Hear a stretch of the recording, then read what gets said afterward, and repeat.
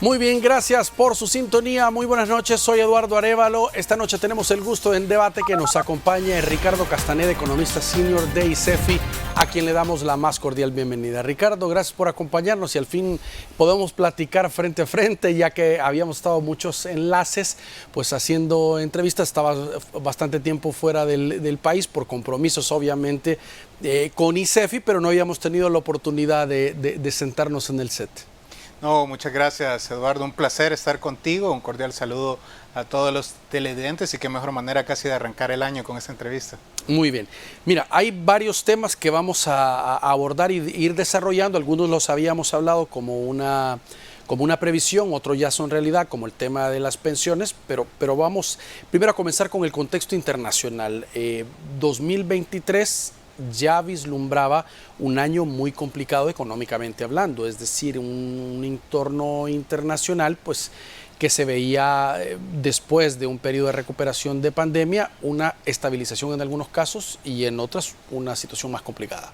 Sí, mira, en términos generales, lo que hasta ahora se espera para el 2023 a nivel internacional es lo que se denomina desaceleración económica. Es decir, que la economía va a crecer, pero a un ritmo mucho menor de lo que creció en 2022. Por ejemplo, en términos globales, la economía mundial se espera, porque todavía no existen los datos de cierre del año pasado, pero se espera que crezca en torno al 3.2%, mientras que para este año se crecería alrededor de 2.7%. Si este entorno mundial lo empezamos a desglosar por regiones, particularmente en el caso de El Salvador, el país que nos interesa es Estados Unidos, porque es nuestro principal socio comercial, porque es de ahí donde provienen la mayor cantidad de remesas. Para Estados Unidos la proyección es que, de acuerdo al Fondo Monetario Internacional, es que crezca solo un 1% para 2023. De hecho, prácticamente en el segundo trimestre del año pasado, cada vez fueron creciendo más los temores sobre una posible recesión económica. A diferencia de la desaceleración, que es que tú creces, cuando hay una recesión, ahí no creces, sino que decreces, ¿no? Es un poco como cuando vas con el auto. Desaceleración es que el auto avanza, pero a un ritmo mucho más lento. Recesión es que el auto retrocede. Es más complicado. Es pues, mucho más complicado porque usualmente una recesión viene acompañada de desempleo, viene acompañada de una pérdida de los ingresos, reducción de la inversión, de las exportaciones, en el caso particular de El Salvador. Sin embargo, y eso también hay que decirlo, Eduardo, todo esto son estimaciones que tienen que ver mucho con los elementos y los datos que se tienen en el momento. Y lo cierto es que vivimos en un contexto de mucha incertidumbre, donde estas previsiones hay que irlas revisando constantemente. Tanto es así que ya para el cierre de 2022, digamos que hay ahora un sentimiento, si quieres, un poco más optimista, de que posiblemente no se vaya a dar esa recesión, o si se llega a dar va a ser de muy corto plazo. En cualquier caso, lo que sí hay una coincidencia es que el escenario para 2023 sería peor que el que se tuvo en 2022. Ahora, hay algo también importante destacar. En 2022, uno de los fenómenos que se vivió, y El Salvador no fue la excepción, es el tema de la inflación. Claro. Todo estuvo mucho más caro. Para 2023 se prevé que las tasas de inflación no van a estar al ritmo de 2022, pero aún así, y esa es obviamente una mala noticia, los productos van a seguir estando muy elevados y sobre todo el tema de alimentos y bebidas no alcohólicas, que es lo que más afecta a las personas. Ahora, el tema de los combustibles también es otro factor a considerar. Ya sabemos la utilización, aparte de los vehículos, cuando vienen esas heladas en los Estados Unidos y todo este tema, pues se genera con energía de combustible también fósil y genera un aumento también en el precio y en la demanda, y ahora ya hemos visto cómo el barril del petróleo otra vez empieza con una tendencia al alza. Estos son factores o indicadores que podrían marcar la pauta de lo que se puede esperar. Exactamente, sobre todo el tema del precio del barril de petróleo ha tenido un comportamiento sumamente volátil. Sí. Llegó a estar, por ejemplo, a $150 el barril, y esto obviamente tiene un impacto directo en las personas que utilizan vehículos, pero también a través del diésel toda la cadena de que se llama de suministros afecta.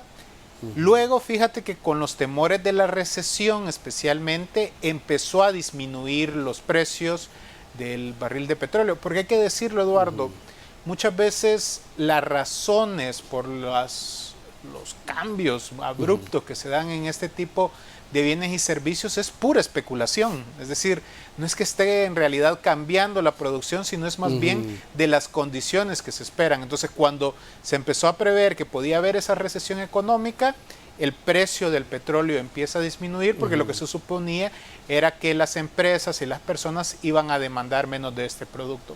Ahora que ya esa percepción de la recesión empieza a tornarse, digamos, un poco más optimista, entonces ya empezamos a ver un cambio distinto en el precio del petróleo. Yo creo que en la medida que el precio del barril de petróleo se mantenga por abajo de los $100, en esa medida, digamos, no va a tener un impacto tan negativo en nuestras economías. Ahora, si el precio del barril de petróleo, por distintas razones, por el mismo conflicto Rusia-Ucrania, por las decisiones que se puedan dar en otros países sobre las políticas económicas o industriales que tienen, si el precio empieza a aumentar más allá de los $100, no se diga volvamos a alcanzar los $150, eso sí tendría un impacto muy fuerte para países como El Salvador, que nosotros somos importadores de petróleo, ¿verdad? Ahora, tú acabas de mencionar otro de los elementos importantes, es la guerra, la invasión de Rusia en Ucrania. Un mes, 4 meses, todos los pronósticos de cuánto podría durar, pues se han ido cayendo. Y seguimos todavía ante esta situación, y no solo el precio de los combustibles, sino mucho de los alimentos, mucho de los agroservicios también vienen de esa zona del mundo que se producen ahí, y mete todavía más presión que no se tenía contemplada el año pasado de lo que podría ser para el 2023. Yo recuerdo en enero, por ejemplo, de 2022, cuando uno miraba las previsiones en ese momento no se esperaba esa invasión de Rusia a Ucrania. 2022 pintaba que iba a ser un año con bajos niveles de inflación, que no iban a haber mayores implicaciones. Sucede lo de la invasión de Rusia a Ucrania y, como tú bien señalabas, se empiezan a disparar precios de productos que son claves. Uno de estos es el fertilizante. Correcto. Porque tenemos que en estos países son los mayores productores del mundo, y los fertilizantes te pega directamente en el precio de los alimentos. Y a ver, para eso no hay que ser especialista. Todas las personas lo vivieron en carne propia el año pasado cuando iban a la tienda, al mercado, al supermercado, que todo estaba más caro. Sí. Para este año ya ahora se cuenta con ese escenario, digamos, es decir, que la invasión de Rusia a Ucrania continuará. Esto va a seguir afectando el tema de los alimentos. Es decir, no se espera que los precios de los alimentos vuelvan a los niveles que se tenían en 2021. Sin embargo, no se prevé que el incremento vaya a ser tan grande como el que hubo en 2022. Sin embargo, insisto, estos escenarios pueden ir cambiando de repente. Ahora, algo que sí hay que prestarle atención para el caso de El Salvador son las afectaciones que está teniendo esta invasión en la economía de la Unión Europea. Porque la Unión Europea también es uno de los principales socios comerciales de El Salvador. Adicionalmente, buena parte de las donaciones que vienen a Centroamérica y América Latina en su conjunto vienen de la Unión Europea, y con esta invasión de Rusia a Ucrania han empezado a haber cambios en las políticas exteriores de varios de estos países, y eso sí pudiera traer algún tipo de implicación. Ahora, se dio en el 2019-2020 también una situación antes de que cobrara mucha fuerza lo de la pandemia y fue la crisis de los contenedores. Esto hay algunos que vaticinan que también podría sumarse a esta tormenta perfecta. Es que yo estoy seguro que las personas que nos están viendo dicen, bueno, si prácticamente todos los años hablan de crisis. Y es que, como tú bien indicabas, prácticamente desde 2019 venimos con una sucesión de eventos que han venido a marcar de manera negativa, ¿no? El propio efecto de la pandemia, que quizás fue el impacto más grande, pero luego todos los problemas que han habido de los contenedores y bueno, lo que hablamos del tema de la invasión de Rusia a Ucrania. Y efectivamente, el tema de los contenedores puede seguir siendo un problema y recordemos que lo que afecta es en el aumento de los costos de los productos, ¿no?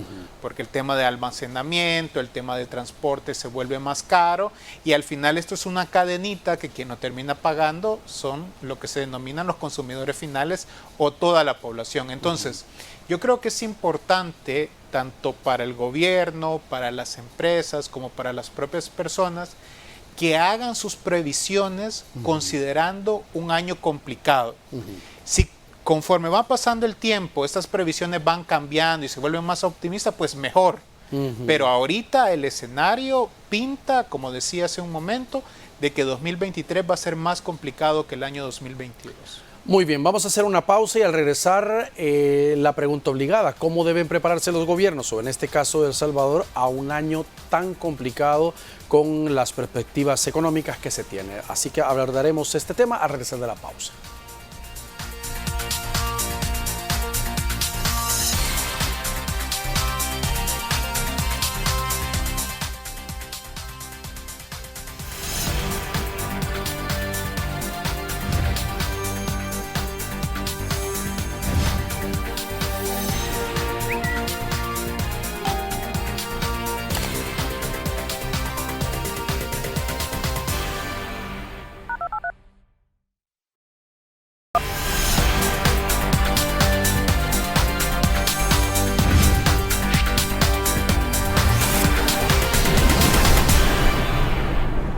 Muy bien, gracias por continuar con nosotros. Ricardo, poníamos en contexto todo lo que está ocurriendo pues, a nivel internacional, muchas de estas problemáticas pues, ajenas a nuestro país, pero sí nos alcanzan y sí pueden generar complicaciones pues, en los planes que pueda tener el gobierno de desarrollo o inversión. Ahora, ¿cómo los países y cómo El Salvador debe enfrentar este tipo de políticas? ¿Hacia dónde debe orientar, según tu experticia, el gobierno algunas de las áreas para no verse impactado? Y pongo de ejemplo las medidas que tomó durante la crisis internacional el gobierno, que fijó el precio de los combustibles, quitó algunos aranceles a la importación de algún tipo de productos. Fueron algunas de las medidas que tomaron para que el bolsillo de los salvadoreños no se vieran tan golpeados. Sí, fíjate que nuevamente todavía no están los datos de cierre. Vamos a conocerlos posiblemente hasta finales de marzo, porque esa es una de las dificultades a veces que hay en el país, de que los datos se actualizan de manera muy lenta. Pero lo más probable es que en el año pasado, es decir, 2022, la economía solo creció un 2.8%. Veníamos de una tasa de crecimiento de 10%, obviamente también producto de rebote, ¿verdad? Pero las previsiones para el caso de El Salvador es que para este 2023 posiblemente crezca entre un 1.7 y un 2%. El 1.7 lo pronostica el Fondo Monetario Internacional, aunque a finales de este mes la va a actualizar, y el Banco Mundial acaba de presentar sus estimaciones y señala que El Salvador crecería el 2%. ¿Esto qué significaría? Que tanto en 2022 y posiblemente en 2023, El Salvador sería la economía de la región centroamericana que menos crecería. Si a esto le sumamos el hecho de que, como sucedió en todos los países del mundo, se ha vivido el tema de la inflación, eso es un golpe muy importante para las familias. Por ejemplo, la inflación posiblemente va a cerrar en torno al 8% en El Salvador, pero el aumento más grande de los precios de los el aumento más grande en el tema de la inflación se dio en los alimentos y bebidas no alcohólicas.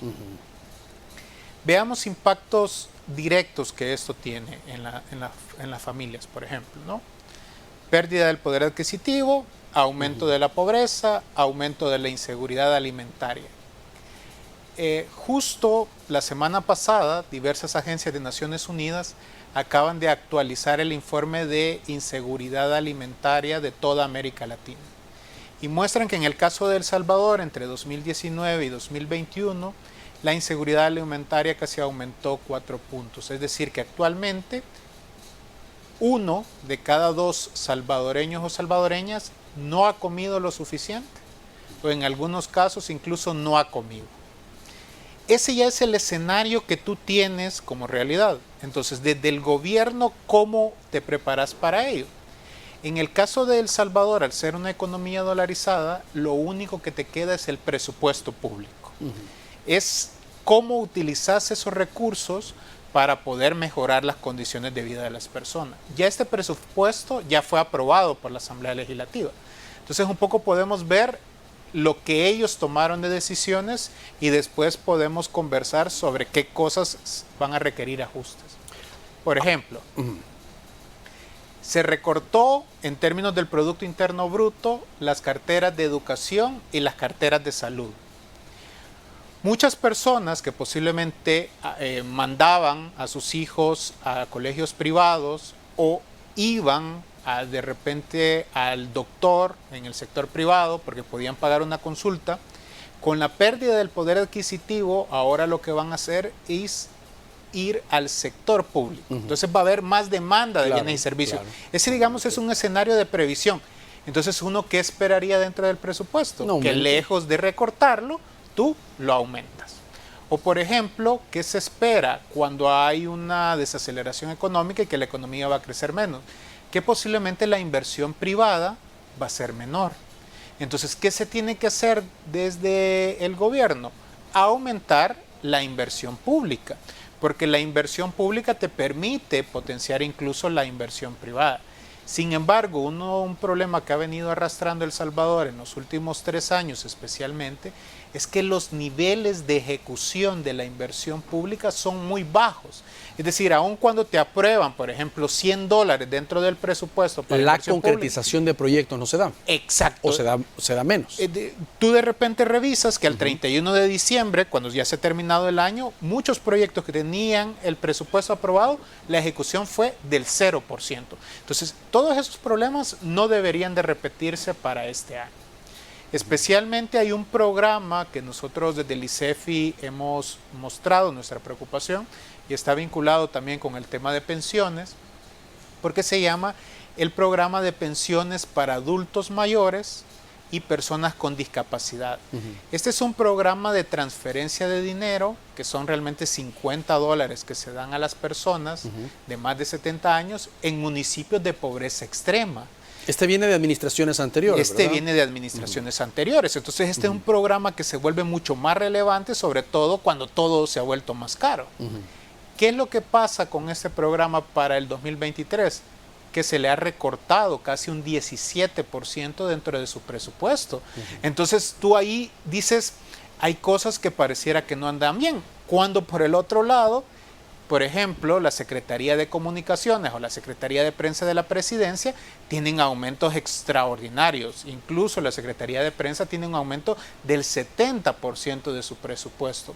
Al final, más allá de los discursos, es en el presupuesto donde se concretan las prioridades de un país. Y por lo tanto, nosotros sí creemos oportuno que, dadas las condiciones actuales, es necesario revisar ese presupuesto para que realmente se puedan generar las mejores condiciones para las personas, especialmente las más necesitadas. Ahora, el gobierno ha dicho que va a buscar vía préstamos un refuerzo para salud y educación, ha dicho que está en un plan agresivo de atracción de inversión extranjera para compensar.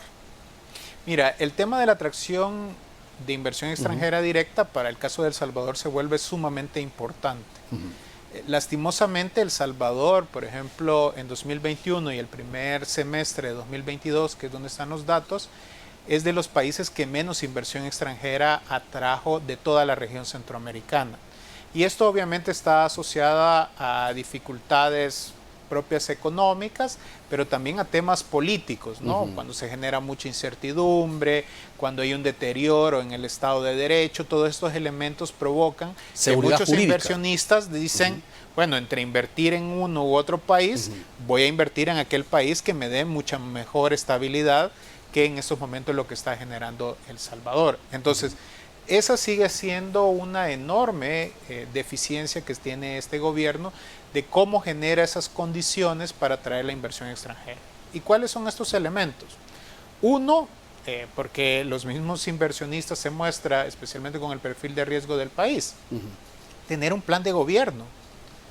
Es decir, prácticamente ya estamos en la finalización de este periodo presidencial y no hay un plan de gobierno, no hay un plan económico que te diga exactamente cuáles son las prioridades y qué es lo que se busca. Esto obviamente no te genera certeza.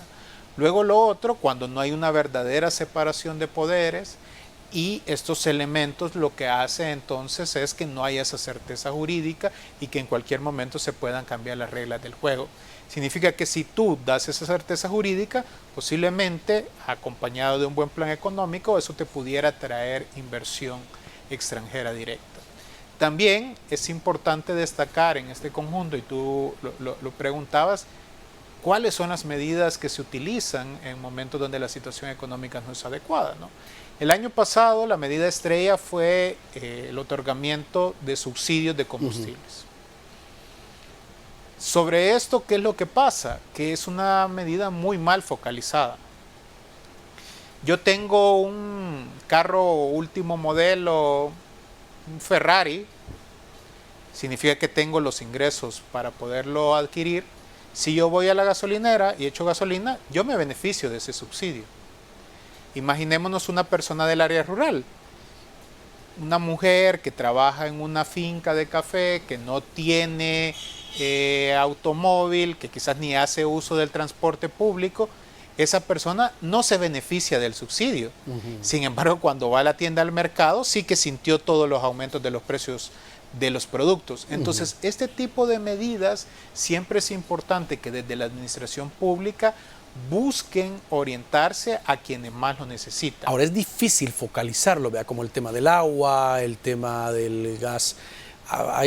Siempre ha habido cuestionamientos, sobre todo organismos financieros internacionales, a una focalización específica de los niveles, pero resulta bastante complejo, ¿verdad? Pero fíjate que se había avanzado bastante, porque muchas veces estos aspectos parecieran que no son relevantes, cuando hablamos, por ejemplo, del tema de la planificación o el tema de la evaluación, pero en realidad eso es lo que permite a un país que no desperdicie recursos. Dicho esto, un informe del Banco Interamericano de Desarrollo señala que El Salvador es el país de América Latina, luego de Argentina, donde más recursos, y lo voy a poner entre comillas, se desperdician. Y una de las razones que justamente se indicaba era esta mala focalización. Entonces te decía que con la Secretaría Técnica de la Presidencia se había venido avanzando en algo que se llamaba el Registro Único de Beneficiarios, que era poder determinar quiénes eran las personas que realmente necesitaban este tipo de subsidios. Sin embargo, todos esos avances que se habían tenido, en muchos casos se han dejado en pausa o en el peor de los escenarios se dejaron de lado. Y por eso es importante siempre, ¿no? Porque al final, Eduardo, cuando estamos hablando del presupuesto público, ese dinero no cae del cielo, ni sale de los bolsillos de los gobernantes. Provienen de los impuestos que paga toda la población. Y dicho sea de paso, en el caso de El Salvador, son impuestos que terminan afectando proporcionalmente más a las personas más pobres. Entonces, la utilización adecuada de esos recursos se vuelve sumamente vital. Muy bien, vamos a hacer una nueva pausa. Por favor, acompáñenos, ya regresamos. Hay otras aristas también de este tema, las perspectivas económicas para nuestro país, que lo vamos a analizar después de la pausa.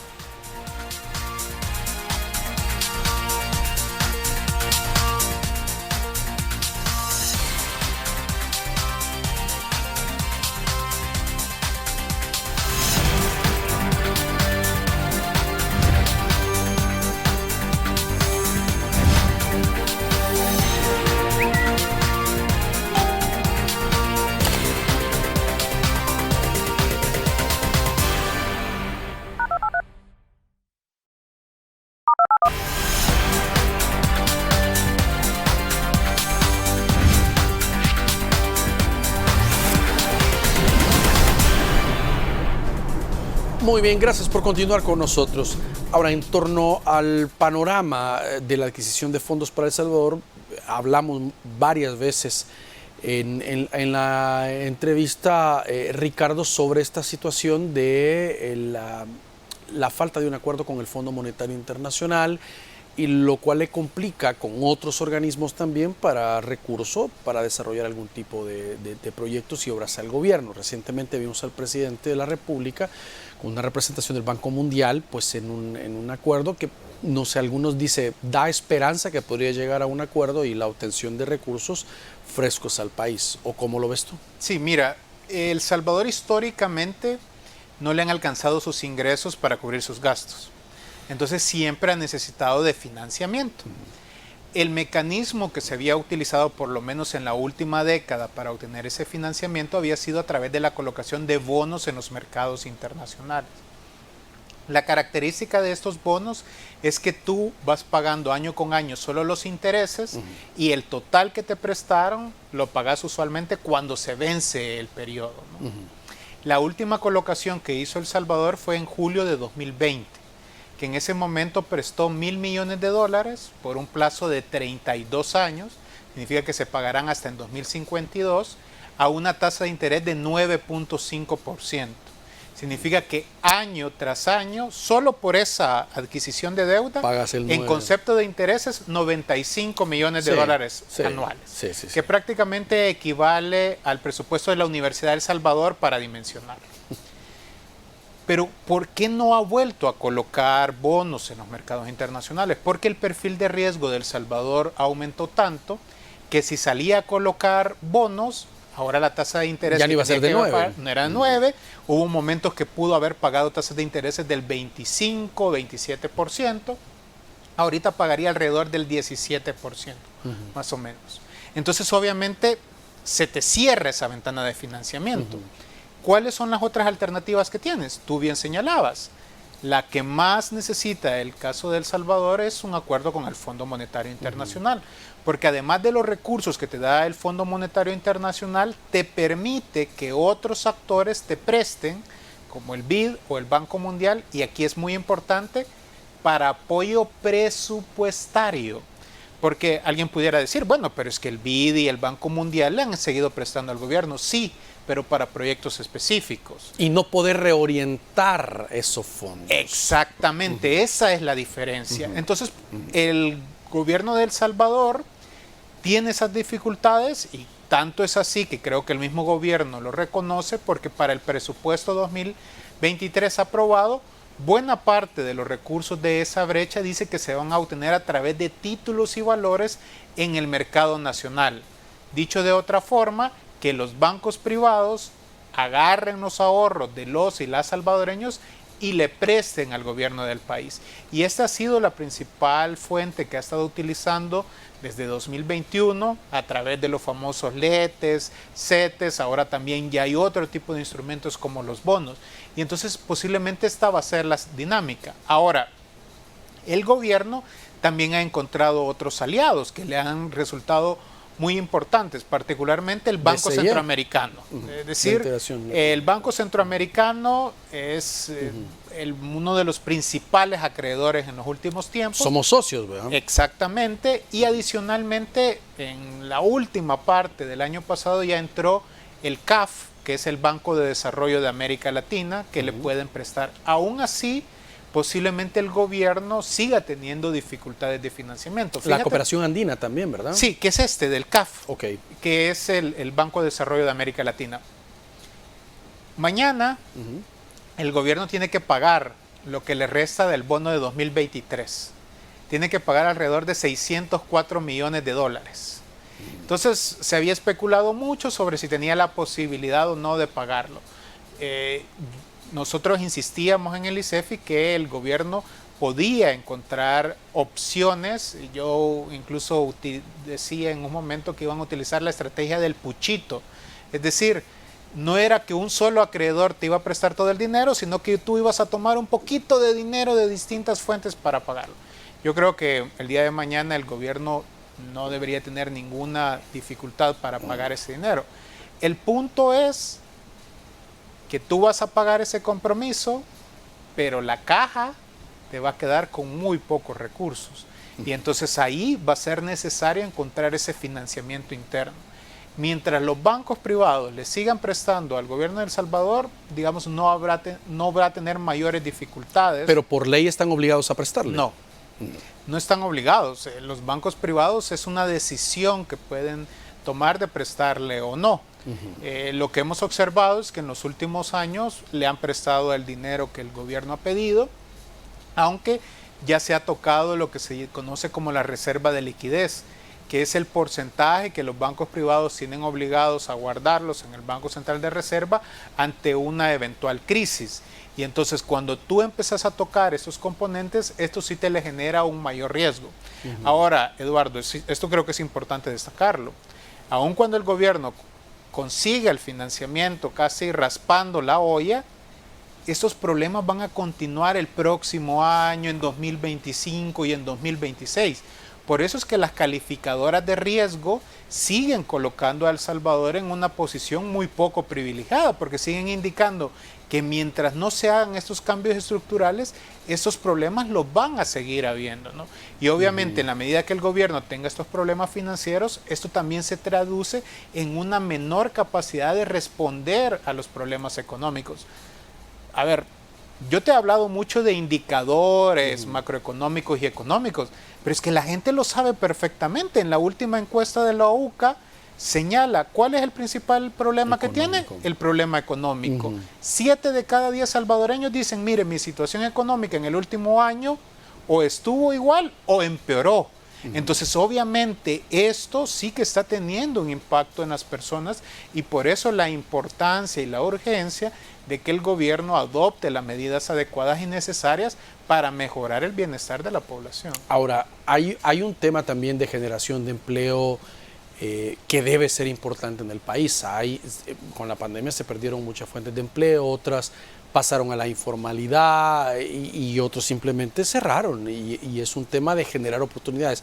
Ahora, el gobierno crea las condiciones, pero no puede generar esos empleos. Quien lo genera al final es el sector privado, pero trabajando de la mano con el gobierno.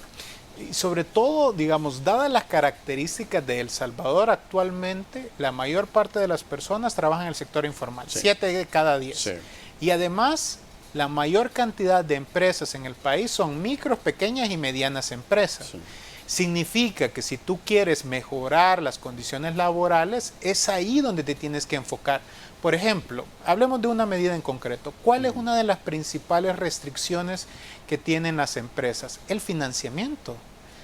Cuando de repente logran acceder a financiamiento, especialmente las micro, pequeñas y medianas empresas, lo hacen a tasas de interés que son un suicidio muchas veces hacerlo.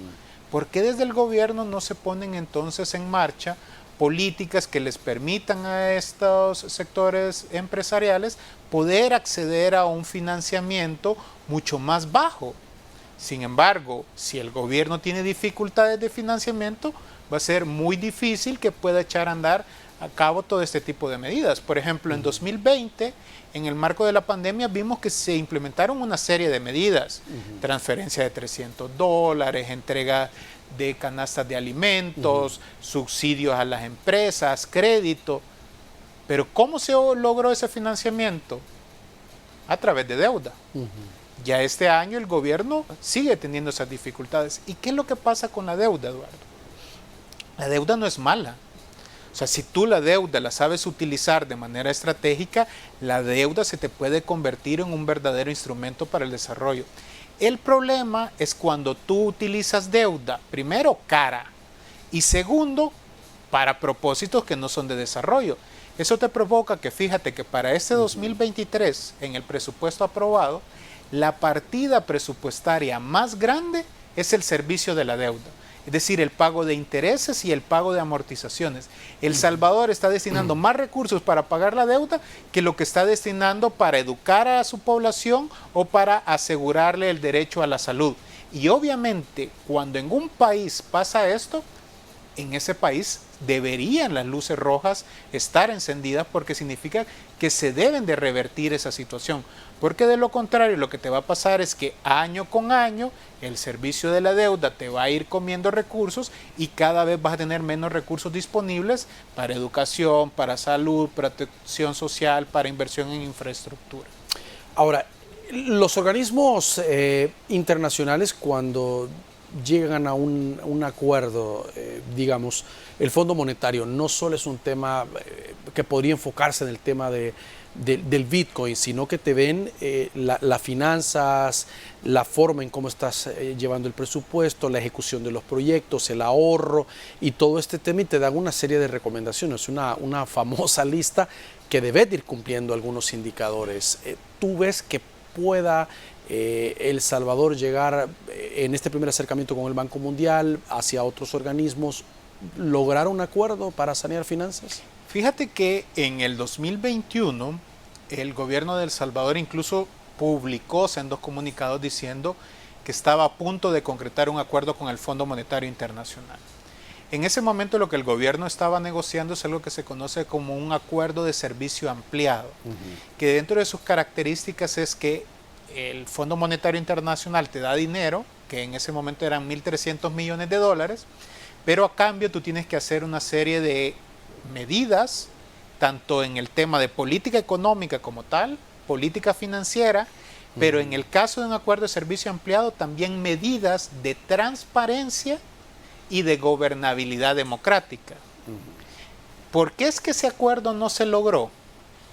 No se logró porque el gobierno prácticamente no aceptó todas esos elementos que se estaban poniendo en la mesa sobre el tema de transparencia y sobre el tema de gobernabilidad democrática.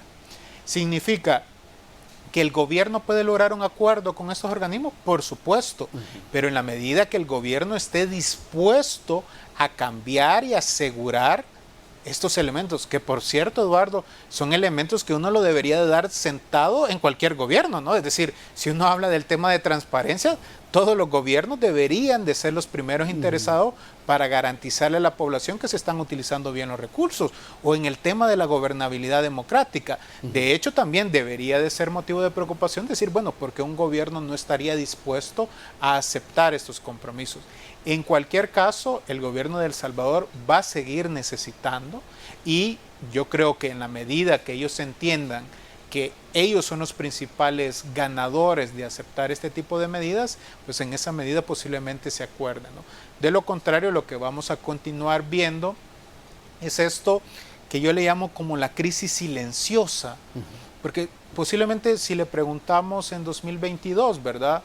Mire, El Salvador vivió una crisis, posiblemente la mayoría de personas digan no, ¿verdad? Porque nosotros asociamos a crisis a esas imágenes donde todo está en llama, etcétera. Pero la crisis silenciosa se da, por ejemplo, cuando hay alcaldías que únicamente atendían la mitad del tiempo porque no tenían los recursos, cuando muchos proyectos de inversión no se ejecutaron porque no habían los recursos, cuando esos programas de transferencias para las personas que necesitaban se entregaban con mucha tardanza. Todos estos elementos son precisamente las expresiones de esta situación. Y yo creo que en la medida que el gobierno vea lo que la propia población está señalando de que su principal problema es el tema económico, pues en esa medida ojalá se empiezan a dar respuestas, ¿no? Muy bien, vamos a hacer la última pausa del programa y vamos a hablar del tema de pensiones. Por favor, acompáñenos.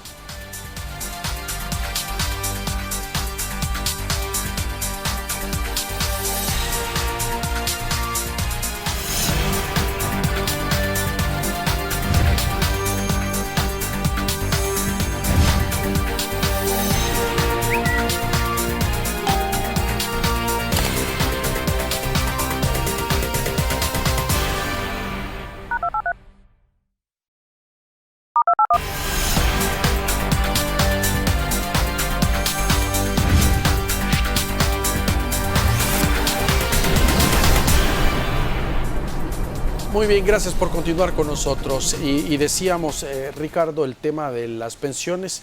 Habíamos hablado varias veces en la entrevista del presidente ese 15 de septiembre, pues que anunció la reforma de pensiones. Había tardado tiempo en ser presentada a la Asamblea Legislativa y luego ya llega este proyecto con muchos cambios que anuncia el presidente, y en términos generales nos interesa conocer tu opinión de lo que fue aprobado y que ya está.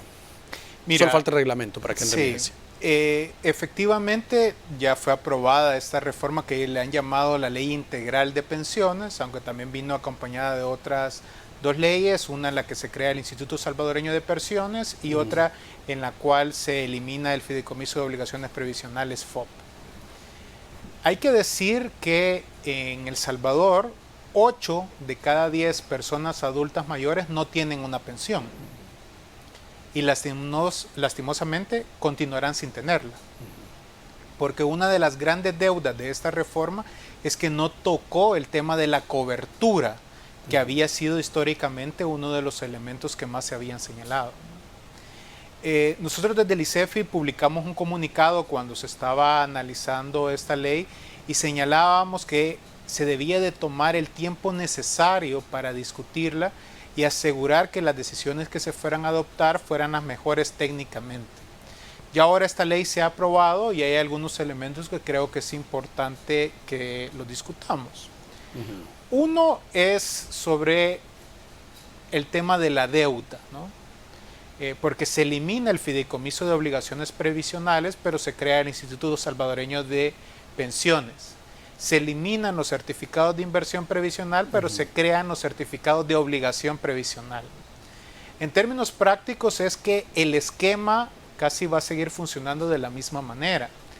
Y quizás hay algunos aspectos que son los que hay que prestarle todavía más atención. Uno es que actualmente el Estado tiene una deuda de alrededor de más de 7.000 millones, casi 8.000 millones de dólares con el fondo de pensiones, ¿no? La ley, como quedó aprobada, dice que esta deuda ahora la adquiere el Instituto Salvadoreño de Pensiones, pero ellos son los que van a definir las condiciones con las que adquieren esa deuda. ¿Qué significa eso? Que ellos van a definir la tasa de interés y el plazo para pagarlo. Esto para el gobierno puede ser muy importante porque le puede dar oxígeno en las finanzas públicas. Prácticamente cada año se pagan 500 millones de dólares del presupuesto. Si por ejemplo nos dicen que dentro de 2 o 3 años no se pagaría este servicio, para el gobierno tendría un gran beneficio, pero sería en contra del propio fondo de pensiones. Otro aspecto que se mencionó mucho sobre esta reforma es que las AFP iban a salir perdiendo, ¿no? Porque se reducía su comisión. Sobre esto hay que decirlo que ellos, desde el gobierno y desde la Asamblea Legislativa, no estaban comparando realmente peras con peras o manzanas con manzanas. Si uno revisa los datos de la Superintendencia del Sistema Financiero, entre 2021 y 2022, la comisión, el porcentaje de comisión de las AFP era de 0.88%. Y ahora por ley va a ser de 1%, es decir que en realidad las AFP van a salir ganando, porque la otra diferencia era del tema de los seguros, pero ahora esta nueva ley no señala cuánto sería el porcentaje de seguros. Otro aspecto de esta ley que creo que también es importante poderla señalar como un aspecto positivo, ¿no? Es el aumento del 30%. ¿Quién se podría oponer que las pensiones aumentan? Especialmente en un contexto donde hablábamos que todo había sido más caro y había, ¿no? Y yo estoy seguro que ahorita ya hay personas que cuando recibieron su pensión de enero ya recibieron un incremento. Sin embargo, sobre este aspecto yo lo que digo es cuidado, ¿verdad? ¿Qué es lo que se aprobó en realidad, Eduardo? El sistema como funciona es que cada persona tiene una cuenta individual. Correcto. La cantidad de ahorro que tienen las personas en esa cuenta no se ha aumentado, sino lo que se ha aprobado es que ahora tú te los vas a consumir o te los vas a comer, si lo queremos poner en un lenguaje que más utilizamos, más rápido. ¿Y qué pasa si tú te acabas más rápido el dinero que tienes en tu cuenta individual, que la ley dice que entonces va a entrar la pensión mínima, que es de $304. Es decir, imaginémonos una persona que tiene una pensión de $1,000, ahorita posiblemente esté recibiendo $1,300, está mucho más contento, pero más rápido en realidad va a caer a la pensión de $304. Entonces, sobre estos aspectos creo que se tuvo que haber dejado la opción que las personas decidieran si en realidad querían o no que de manera mucho más rápida, digamos, se gastaran estos recursos. Luego hay otros elementos también sobre el tema de la reforma de pensiones que se siguen quedando de fuera, como es el tema de la propia sostenibilidad del sistema de pensiones. Tal como está aprobado, esta reforma tuvo que ir acompañada con un estudio actuarial que se publicara y que asegurara que en realidad era sostenible. Sin embargo, esta información se ha declarado como reservada, cuando esta debería ser una información al acceso de toda la ciudadanía para que la población tuviera la certeza. Primeras estimaciones que se empiezan a realizar, lo que en realidad muestra es que se va a seguir necesitando recursos del presupuesto público en los próximos años para irlos inyectando, porque además de las cuentas individuales hay algo que se llama cuenta de garantía solidaria. Pero cuando esa cuenta de garantía solidaria termine, la ley dice que se van a agarrar recursos del presupuesto. Sí. Y entonces, ¿qué es lo que pasa? Te decía, 8 de cada 10 personas no tienen una pensión, pero estas personas pagan impuestos cada vez que van a la tienda, al mercado, al supermercado. Con el dinero que esas personas pagan de impuestos, estarían entonces financiando un sistema que es insostenible. En términos generales, yo creo que ha habido un exceso de publicidad y casi de propaganda, pero publicidad engañosa, pero en realidad los problemas estructurales del sistema de pensiones no se han resuelto y las personas lo van a vivir en carne propia. Cuando vayan a las administradoras de pensiones y pregunten cuánto en realidad les va a quedar su pensión, se van a dar cuenta que las tasas de reemplazo, que es el porcentaje del salario con el que tú pensionas, en el país siguen siendo bajos, ¿no? Ahora, hay un tema también que fue muy hablado y es el tema de las pensiones VIP. Sacaron incluso una lista no oficial de las personas que tenían ese sueldo. Hay otros que dicen, algunos analistas que dicen, mire, no, al contrario, ha subido todavía el porcentaje que estaba en 2.000 y sube a 3.000 con la reforma aprobada. Mira, cuando se presenta la iniciativa de ley desde el Ejecutivo a la Asamblea Legislativa, estaba tan mal redactada que incluso a estas personas con la pensión VIP se les iba a aumentar el 30%. Este quizá fue uno de los únicos cambios que hizo la Asamblea Legislativa, que sí estableció en la redacción final de que las pensiones máximas son de $3,000. Sin embargo, ya en la anterior ley que se había aprobado en 2017 se señalaban que las pensiones máximas eran de $2,000.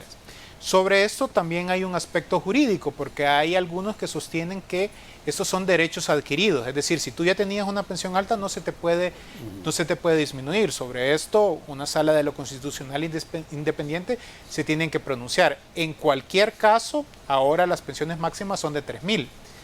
Y fíjate que desde el gobierno se ha planteado como una cuestión de justicia. Sin embargo, si uno revisa el aumento del 30% que se hace de manera generalizada, en realidad beneficia, digamos, de mejor manera a aquellas personas que tienen pensiones más altas. Por ejemplo, si una persona, ¿verdad?, los cálculos dan para que tenga una pensión mínima de 304, esa persona tendría una pensión de 400. Es decir, que lo que se le aumentarían serían alrededor de $96. Una persona que tenga una pensión de $2,000, ahora tendría con el aumento una pensión de $2,600. Es decir, que a esa persona se le estarían aumentando $600. Incluso ese tipo de cosas, si el sentido era realmente hacerlo más justo, tú lo que vas haciendo son escalas de progresividad.